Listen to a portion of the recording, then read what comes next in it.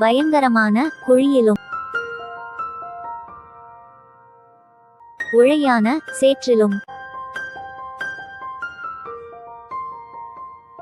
உதவியற்ற நிலையிலும்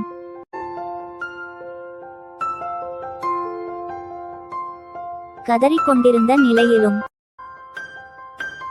நம்மை தேடி இயேசு வந்து செய்த அற்புதத்தை நினைக்கிறோமா? தாவீது சொல்கிறார், என் ஆத்துமாவே கர்த்தரை ஸ்தோத்திரி, அவர் செய்த சகல உபகாரங்களையும் மறவாதே என்று. ஆம், தேவன் நம்மீது காட்டின அன்பை நாம் மறந்து விடக்கூடாது. ஒரு வசனம் இப்படியாய் சொல்கிறது, அவருடைய செயலையும் அவர் தங்களுக்கு காண்பித்த அதிசயங்களையும் மறந்தார்கள் என்று. தேவனே சொன்னார், ஒரு பெண் தன் ஆபரணத்தையும் மணவாட்டி தன் ஆடைகளையும் மறப்பாளோ? என் ஜனங்களோ எண்ணி முடியாத நாட்களாய் என்னை மறந்து விட்டார்கள் என்று. ஆம், தேவனையும் தேவன் செய்த செயல்களையும் அற்புதங்களையும் நாம் மறக்கும்போது தேவன் எவ்வளவாய் வேதனைப்படுவார்.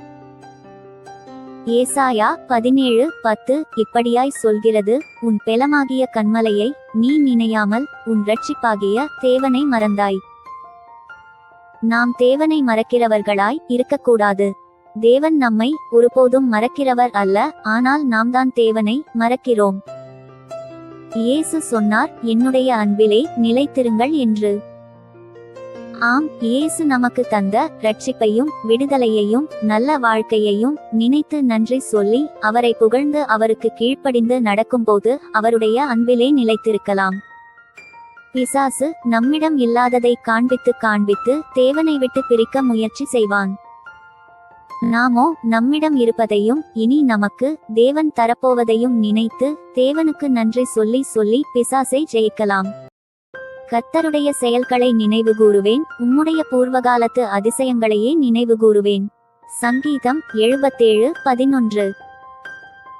அவர் செய்த அதிசயங்களையும் அவருடைய அற்புதங்களையும் அவர் வாக்கின் நியாய தீர்ப்புகளையும் நினைவுகூருங்கள். 1 நாளாகமம் 16:13.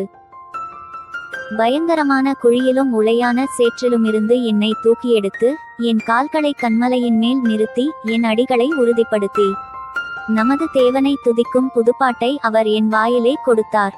சங்கீதம் 40:2-3.